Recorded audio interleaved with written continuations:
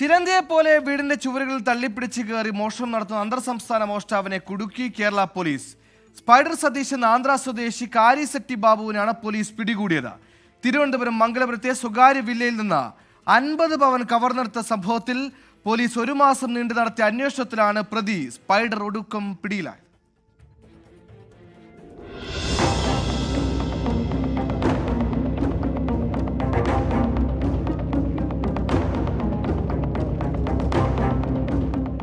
വീടിന്റെ ചുവരുകളിൽ അള്ളിപ്പിടിച്ചു കയറി മുറിക്കകത്തേക്ക് കടന്ന് മോഷണം നടത്തുന്നതാണ് പ്രതിയുടെ രീതി.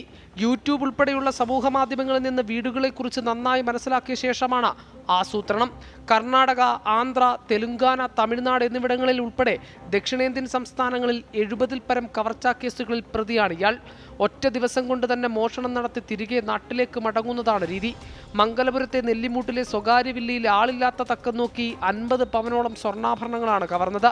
കൊല്ലം സ്വദേശി ഷിജിയുടെ അപ്പാർട്ട്മെന്റിലായിരുന്നു മോഷണം.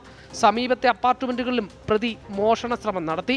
മോഷണത്തിന് ശേഷം ഒരു തെളിവും അവശേഷിപ്പിക്കാതെ KSRTCയുടെ സ്വിഫ്റ്റ് ബസ്സിൽ നാട്ടിലേക്ക് മടങ്ങി. മംഗലപുരം പോലീസിന് ലഭിച്ച പരാതിയുടെ അടിസ്ഥാനത്തിൽ നടത്തിയ അന്വേഷണത്തിലാണ് പ്രതി പിടിയിലായത്.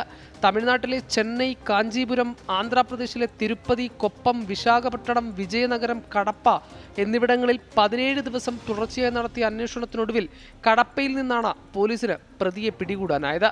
മോഷണ മുതലുകൾ പൂർണ്ണമായും തിരിച്ചെടുത്തെന്ന് പോലീസ്.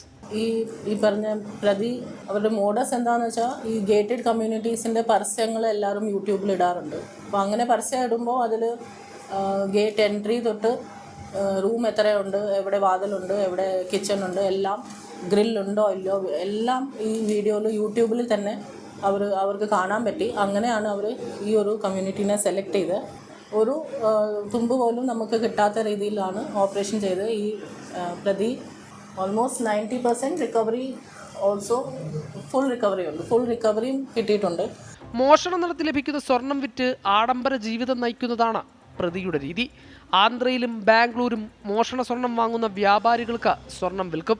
പ്രതിയെ കസ്റ്റഡിയിൽ വാങ്ങി സംഭവസ്ഥലത്തെത്തിച്ച് തെളിവെടുപ്പ് നടത്തുമെന്ന് DYSPയുടെ നേതൃത്വത്തിലുള്ള അന്വേഷണ സംഘം അറിയിച്ചു. 24 തിരുവനന്തപുരം.